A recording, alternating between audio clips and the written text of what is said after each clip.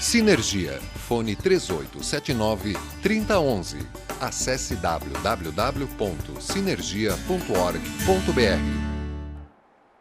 Boa tarde, estamos de volta aqui no Floripa em Foco, no canal 4 da TV a cabo, também pela internet no www.tvfloripa.org.br, no programa do Sinergia, que acontece todas as terças-feiras às 2h30 da tarde, ao vivo, e também repete logo mais às 22 horas.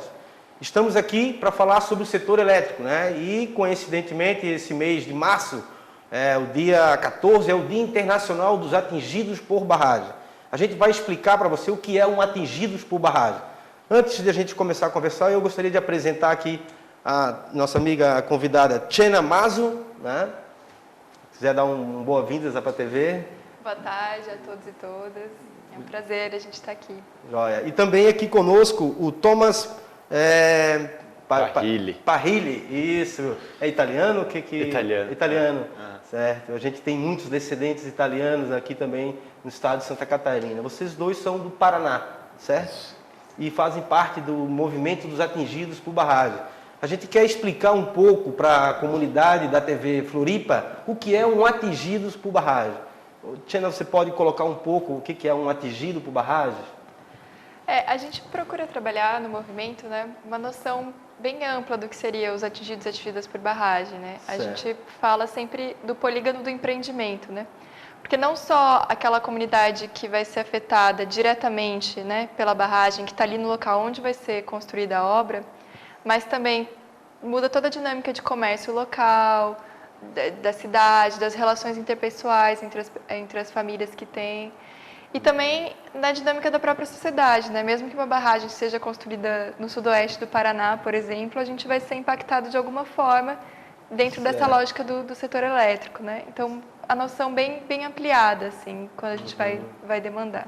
E, na verdade, então, atingidos por barragem não são somente aquelas pessoas que moram nas margens do rio, os ribeirinhos. Aliás, ribeirinhos são as pessoas do Brasil inteiro que moram nas margens do rio. São milhões de ribeirinhos que existem no nosso país, E essas pessoas, quando ocorre geralmente uma instalação de uma barragem nesse rio, e aí a barragem vai fazer com que aquelas pessoas que moram às margens do rio tenham que se deslocar para um outro local, uma outra atividade econômica.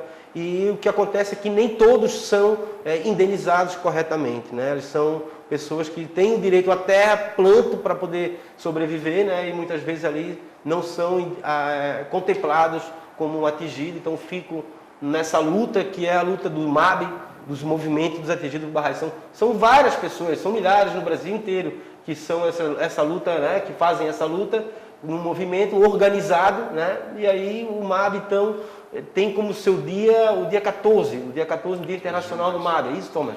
Isso, o dia 14 de março surgiu do encontro internacional que aconteceu em 1997, onde estavam reunidos diversos movimentos e ONGs e outras organizações que trabalhavam com populações atingidas por barragens no mundo inteiro. Desse encontro resultou então o dia 14 de março como um dia de luta, um dia para relembrar, um dia para dizer para a sociedade o que é o atingido, os impactos que os atingidos têm sofrido com as usinas no mundo inteiro, não só no Brasil. Então é um dia que a gente usa para dar visibilidade para os atingidos, da luta dos atingidos. E até mesmo para chamar a atenção do poder, do governo, para poder negociar, para poder... o governo não pode simplesmente virar as costas para essas pessoas que estão com seus direitos, direitos humanos violados, porque são atingidos, então perderam suas terras, não tiveram como as empresas colocar de novo essas pessoas, assentar elas para poder elas ter seu meio de produção. Então o dia 14 é um dia internacional para sacudir mesmo o país, para fazer com que o governo Dilma olhe para o setor elétrico e veja esse crime, que é um crime, na minha opinião, como um crime inafiançável. Você tem um meio de produção e você é expulso da sua terra, Então é uma coisa muito desagradável até de falar, porque o movimento dos atingidos por barragem e eletricitários, a luta do campo e da cidade, junto, eles formam uma plataforma para discutir com o governo. E o governo Dilma vira as costas e não dá bola. Parece que nada acontece, nada está acontecendo, ninguém perdeu nada. Então isso é muito chato, a gente tem que colocar para a sociedade o que o governo faz. né? E, então, por ser o dia 14, o dia dos atingidos, a gente está no mês de março, e aí não exatamente o dia 14, mas a gente procura trabalhar uma data para que a estratégia, a gente vir e fazer a manifestação na frente das empresas, né? Então foi isso que trouxe vocês para fazer uma manifestação na Tractebel Energia, certo? Tractebel Energia prejudica muito os atingidos por barragem? Ela tem um histórico já de violações de direitos humanos, de outros direitos dos moradores em torno dos lagos e das usinas. É uma violação sistemática assim, que a Tractebel vem cometendo já há alguns anos, né, desde quando ela chegou no Brasil, seja pela produção de materiais diretamente relacionados às usinas, certo, seja financiando também a questão técnica, a engenharia, assim, por onde ela anda, a gente sabe que tem coisa complicada assim, por trás, né? Seja no financiamento ou seja na construção. E é uma geradora, né, multinacional, queira ou não queira, são essas, ela e outras, que determinam as regras do setor elétrico, né? Os nossos recursos estão na mão de umas empresas internacionais, como a Tractebel, e elas traem muito lucro, que vai tudo para a Bélgica, né? Sim. Parte para a França, no Nada caso da disso é aplicado no Brasil. Nada disso fica no pouco país. Investe. As nossas estatísticas mostram que 1% do lucro dela fica no Brasil, 99% vai para a matriz. Então, assim, é uma discrepância muito grande, né, do que fica. Não é à toa que a gente viu todo o poderio de onde está aqui em Florianópolis a Tractebel, toda a estrutura do prédio que ela tem, que ela dispõe, né? Certo. Que os próprios trabalhadores da empresa não acessam. E aqui eu estou com um jornal do MAB, né? Ele fala aqui do golpe do setor, do golpe no sistema elétrico ameaça aumentar a conta de luz. Isso é um chute, né, na população, né? Porque a maioria pensa que é por causa das térmicas que o governo está fazendo aí um pacotão para cima do setor elétrico, né? Querendo privatizar as outras empresas de energia, distribuidoras e geradoras de energia, privatizar, porque vai para leilão, no caso da renovação de algumas que vence em 2015, né? Então, essas regras todas impostas pela ANEEL, com certeza tem Tractebel e outras empresas do setor elétrico por trás dessa armação toda para cima do povo brasileiro. E é uma questão de soberania, né? A água, o rio é nosso. E eles exploram a água do rio para produzir energia e nos explorar dessa forma. A gente da cidade paga pelo preço da luz, que é um roubo. O pessoal do campo paga praticamente pela sua forma de vida, seu estilo de vida, seu habitat. Então, cada vez complicado, né? Cada vez fica mais difícil para nós fazer essa luta mesmo, né? Digna, de solidariedade, uma vida mais humana para todo mundo, né? Com todo mundo com qualidade. Pete, temos aí as imagens lá a gente tem umas imagens que a gente vai mostrar para vocês da Tractebel hoje. A gente esteve na frente do prédio para fazer essa manifestação, né? E o MAB esteve lá, sim, para botar para as empresas lá, ó. Estamos mostrando para vocês que hoje o movimento dos atingidos por barragem tiveram até Florianópolis, estiveram na frente da empresa da Tractebel Energia para fazer esse protesto mesmo contra essa forma de exploração do recurso natural, ditando regras do setor elétrico, de como que tem que ser, né? Dizem que tem que ser dessa forma, produzir energia mais com menos, digamos assim, para cima dos trabalhadores, né? No setor elétrico. E também expulsando famílias do campo, né? Tirando do seu habitat natural, da sua forma de vida lá campesina e jogando essas pessoas para dentro de uma cidade, obrigando-os a ser aí trabalhadores de carteira assinada, assalariados, acorrentados, digamos assim, né? Então é uma injustiça muito grande que as multinacionais impõem dentro do Brasil e o governo não toma nenhuma medida para amenizar essa situação. O governo Lula reconheceu os direitos, mas o governo Dilma, então, nem conversa com a plataforma operária camponesa. É muito difícil mesmo.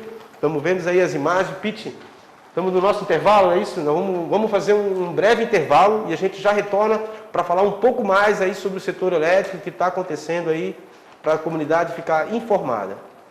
TV Floripa, TV que você vê, ouve e sente a diferença.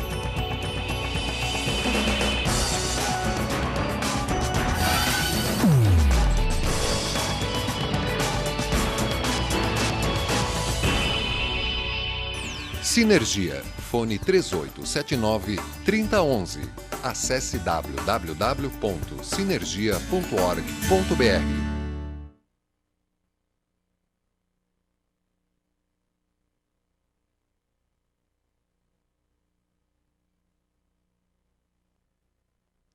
Entregar as empresas do setor elétrico para a iniciativa privada não é só passar de uma mão para outra, não. Imagine, tudo indo bem, o país crescendo, aí de repente eles passam 50% do setor elétrico para as empresas privadas. Um sistema imenso, unificado, organizado com o país inteiro dependendo dele. E tem gente que acha que é só chegar e dizer, passa para cá. Não renovar as concessões agora pode gerar um caos bem difícil de passar.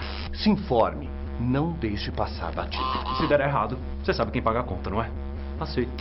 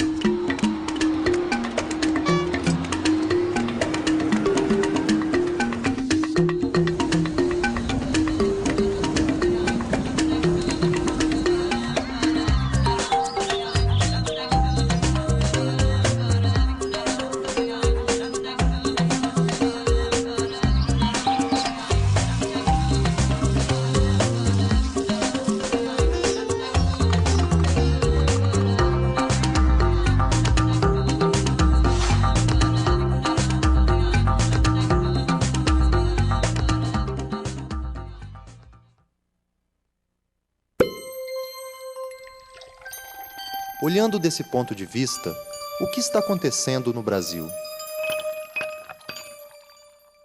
Toda notícia depende de quem conta.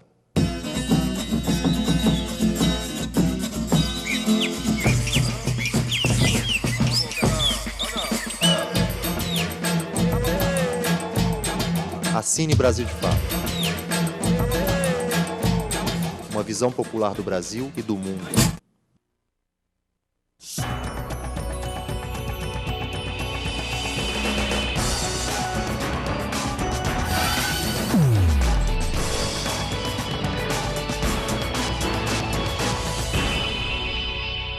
Sinergia, fone 3879-3011.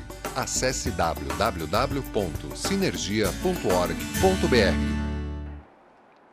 TV Floripa. TV Floripa é o canal comunitário da Grande Florianópolis. Estamos de volta aqui no espaço do Sinergia, né, no Floripa em Foco, para falar um pouco do setor elétrico.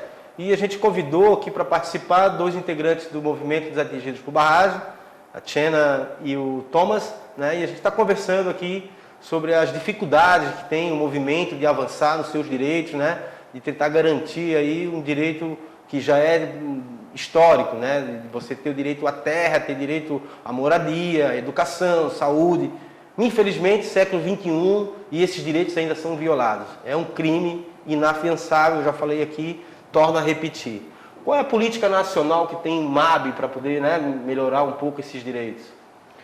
Então, a gente percebeu no movimento que há muito tempo a gente falava de direitos humanos, né? E que a gente vê que as situações se repetem, né? São famílias que estão sendo desalojadas com a construção já, que não recebem informação sobre a construção, que não podem participar do processo de negociação, né? Então, a gente juntou todo esse acúmulo que a gente tinha, que a gente estudou em todas as nossas propostas de negociação e criou a nossa Política Nacional dos Atingidos por Barragens, né? A gente trouxe ela o ano passado, o nosso encontro nacional, em setembro, né, apresentou. Certo. E desde então a gente tem pressionado o governo pela aprovação da política nacional. Assim. Os principais pontos que a gente traz na política nacional é essa ideia de atingidos por barragens mais ampla do que... Porque o único direito que a gente tem efetivado é um decreto ainda do período militar, que fala que atingido é aquele que tiver a propriedade da terra e for afetado diretamente pela obra. Só ele tem direito à indenização. Certo. Então, e de lá para cá foram aprovadas mais de 12 ou 13 marcos legais para o setor elétrico, né, de concessões e tal.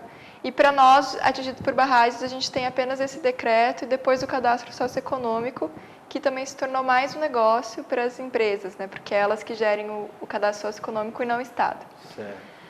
E também na nossa política a gente propõe que seja criado um órgão que possa tratar da política dos atingidos, né? Que nem no caso da reforma agrária tem o INCRA, no caso dos indígenas tem a FUNAI, e nós atingidos por barragens não temos ninguém do Estado para dialogar. A gente sempre tem que ir no diálogo com a empresa, né? Sem mediação, né? O que ficou pior ainda, né? Com o período das privatizações, com o neoliberalismo. E também a criação de um fundo, né? Porque o Lula, em 2009, reconheceu que tem uma dívida com os atingidos por barragens, mas até hoje ninguém pagou valores nenhum de indenização, né? Desde os atingidos por Tucuruí, dos atingidos por Machadinho, ninguém recebeu nada até hoje. Então, a importância da criação de um fundo para financiar essa política, para financiar as indenizações que são tendo. Esses são, basicamente, os principais pontos, né, da política nacional que a gente traz hoje. Interessante. E o que tem para acrescentar mais alguma coisa, Thomas, sobre essa política? A negociação dos atingidos com as empresas ou às vezes com os consórcios que compõem, né, que nunca é uma empresa só, São né, várias, são várias que formam um consórcio, que às vezes tem capital internacional através dessas empresas, tem fundo de pensão, tem estatais. Então, assim, os consórcios se formam e começam a construção da barragem e a negociação com os atingidos, né? Nessa negociação a gente vê que, né, não existe um parâmetro nacional, né? Não existe algo que dê parâmetros para dizer até onde vai o direito do atingido, até onde vai os deveres da empresa. Então, assim, o que a gente tem brigado muito é que não seja mais uma negociação caso a caso, né? Então, cada caso que tenha políticas, né, que norteiem quais são os direitos dos atingidos, né? Para evitar que ocorram as violações que têm ocorrido. A gente vê que é necessário, né? Porque senão fica uma coisa muito a desejar das próprias empresas, né? Porque elas que negociam direto e aí, como não tem uma lei que garanta esses direitos, porque mudou, né? Como você falou, da época dos militares ainda, o único decreto que deve ter. E aí, como não tem esses direitos, as pessoas... Quem é atingido? Se está numa família de agricultor que tem um monte de filhos, né? O agricultor, geralmente, é famílias enormes. O meu avô era agricultor, eu sou daqui de Floripa também, eu já fui agricultor, junto com a família. Ele tinha 16 filhos. Então, acontece isso lá no campesino. Ele tem uma família enorme, e aí ele é reconhecido, ele e a esposa dele, e os seus filhos não. E aí como é que fica? O tamanho da terra que ele ganha não é suficiente para ele sustentar todos os seus filhos, e o filho não é reconhecido, então perde aí, não é um direito que não é reconhecido, né? Das mulheres, então, nem pensar, né? Como é que é, Tiana?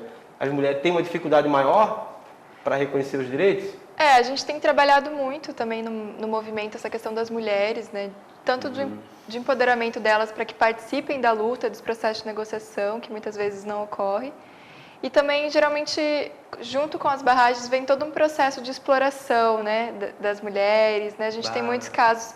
É um choque, né? Um choque, porque a pessoa que vai trabalhar na barragem, o barrageiro que vai trabalhar, não é geralmente do próprio município dali, da onde está ocorrendo a barragem. São pessoas que são migradas de outras áreas, são barrageiros que vão para ocupar aquela obra, para fazer aquela obra, né? Então eles acabam morando ali, residindo ali, e isso é um choque meio cultural também, né? De culturas e de atividades. A gente tem trabalhado muito essa questão também da exploração sexual, né? Na questão da violação dos direitos, né? Então é isso, o MAB luta também pelos nossos direitos atingidos e atingidas, mas a gente também sempre traz esses outros direitos que permeiam tudo isso, né? De que é uma luta social mais ampla que a gente está inserido, né? E por isso a importância da política nacional, para que não dependa só dos processos de mobilização local, como Itá e Machadinho, que a gente teve muitas conquistas de direitos, né? Que haja um padrão nacional que assegure direitos, né? Que os direitos que foram conquistados lá para uns sejam conquistados também para outros. E que sejam ampliados. Não só no Brasil, mas em toda a América, que o modelo de exploração parece ser igual, né? Sim, eu tive a oportunidade de conhecer na Colômbia também uma comunidade que é atingida por uma barragem do Rio Madalena, e a situação lá é muito igual, muito parecido mesmo, a forma de exploração da América. Por América tem uma bacia hidrográfica muito boa em facilitar a construção de usinas de energia. O potencial hídrico é muito grande. Um potencial hídrico muito grande, uma forma de produção muito barata, né? E aí a gente ainda paga um preço da luz que é um roubo, a energia, então não justifica nós pagar tão caro pela energia numa forma de produção tão barata. Mas é como tem essas pessoas, tem essas empresas multinacionais lucrando alto com isso, então a gente vê a exploração, né? Essa questão da tarifa é muito importante para nós, assim, é uma das bandeiras que a gente tem tocado muito assim nos nossos atos, a questão da tarifa já foi motivo de campanhas nossas anteriores, porque também é uma maneira da gente chegar um pouco mais na sociedade, né? Assim, porque às vezes eles podem olhar que os atingidos estão ali na beira do reservatório, na beira da usina, mas os atingidos também são os usuários, né, residenciais, que pagam uma tarifa muito mais cara do que a tarifa industrial. Isso. Então, assim, enquanto o setor industrial tem uma série de subsídios e tudo mais, a tarifa residencial vai lá para cima. Então, nessa discussão, quando a gente vai debater tarifa, é uma maneira da gente chegar mais próximo da sociedade para travar esse debate também dos atingidos. Né? E aí mostra claramente que todos somos atingidos, né, Thomas? Porque pagar o preço da luz, que um país que produz barata energia e cobrar tão cara, eu acho que é a quinta tarifa mais cara do mundo. Então, desagradável isso, né? A gente tem aí imagens da Eletrosul, né, da ocupação do prédio da Eletrosul. A Eletrosul é uma das empresas do grupo Eletrobras. Por isso o MAB de Santa Catarina, Paraná e Rio Grande do Sul resolveram vir até as empresas do grupo Eletrobras para que, junto nesse conjunto de ações do MAB no Brasil inteiro, várias empresas do grupo Eletrobras estão sendo ocupadas para forçar uma negociação de direitos com o governo federal, com o governo Dilma. Então a gente vai mostrar, né, acho que já pode mostrar um pedaço do que aconteceu hoje pela manhã, lá na Eletrosul. Também é responsável pelo desalojamento de milhares de trabalhadores e trabalhadoras. Então também, quando foi para defender a Eletrosul, nós fomos para a rua, mas se for para bater nela, também a gente bate. Então nós estamos aqui protestando nesse Dia Internacional de Luta contra as Barragens, desde o 14 de março. Estamos mobilizados, vamos aguardando aqui na frente. E ocupa ou não ocupa? Ocupa ou não ocupa? Vamos então aguardando as pessoas responsáveis por fazer esse diálogo conosco. Somos trabalhadores e trabalhadoras assim como vocês que fazem a segurança privada dessa empresa. Vamos permanecer aqui na frente porque nós queremos entrar, não temos previsão para sair. Trouxemos comida, trouxemos nossas panelas, nossos fogão, nossos colchão. E nós vamos ficar aqui. Se nós não entrar por dentro, nós vamos ficar por de fora. Mas também não vamos mais trabalhar. Queremos que seja paralisado os trabalhos dessa empresa. Porque nós queremos que a Eletrosul, ela junto ao sistema Eletrobras, contribua no processo de articulação e de aprovação da Política Nacional de Direito das Populações atingidas por barragens. Historicamente, nós trabalhadores e trabalhadoras sofremos com as consequências dessas grandes obras. A produção de energia que se apropria dos nossos rios, das nossas terras, das nossas águas e vendem essa energia ao preço onde os trabalhadores da cidade, os trabalhadores e trabalhadoras que têm que pagar na tarifa de energia. Então todos somos atingidos. Não é só atingido por barragem, porque trabalhador e trabalhadora também são explorados porque eles pagam a quinta maior tarifa de energia elétrica do mundo. Então, companheirada, vamos aguardando o responsável. Queremos saudar os trabalhadores da Eletrosul, que também são explorados, que também pagam a quinta maior tarifa de energia elétrica do mundo e tem que servir essas empresas, que também têm péssimas condições de trabalho. Então, vamos permanecer aqui mobilizados, companheiros e companheiras. E se eles não virem, entramos ou não entramos? Entramos! Entramos ou não entramos? Entramos! Então vamos chegando aqui mais perto do portão, todos os trabalhadores, todo mundo. Vamos se encostando ali no portão. Vamos aguardando mais um pouco a questão do diálogo. Queremos conversar, queremos negociar, queremos entregar nossa pauta de reivindicação. Nesse momento também já tem outras estatais do setor elétrico sendo ocupada. No Recife ocuparam a Chesf, em Brasília foi ocupado a ANEEL, no Rio de Janeiro também foi ocupado a Furnas, e nós aqui, os trabalhadores do Paraná, do Rio Grande do Sul e de Santa Catarina, viemos dessa forma pacífica, depois de fazer um escracho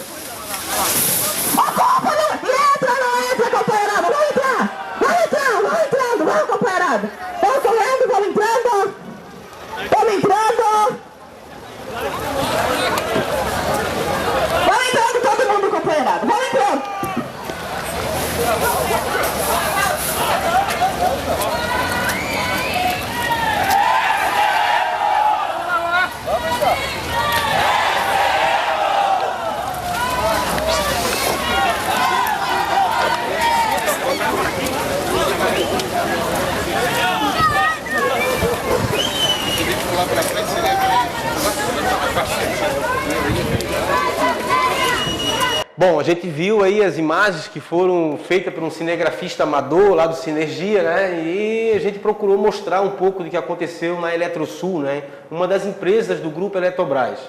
Então a gente está chegando no nosso final aqui do programa, né? Eu queria agradecer muito a presença dos companheiros do MAB, da Tchena e do Thomas. Não sei se vocês querem colocar mais alguma coisa. Nós que agradecemos o convite também. Para nós é sempre importante aproveitar os instrumentos de comunicação para poder mostrar um pouco da pauta dos atingidos. Tá certo. É isso? É isso. Então, uma boa tarde, muito obrigado à TV Floripa, né? O canal 4 da TV a cabo. E a TV que você vê, ouve e sente a diferença, porque aqui a gente mostra realmente a verdade, o que acontece aí no setor elétrico. Muito obrigado, fique aí com a TV Floripa.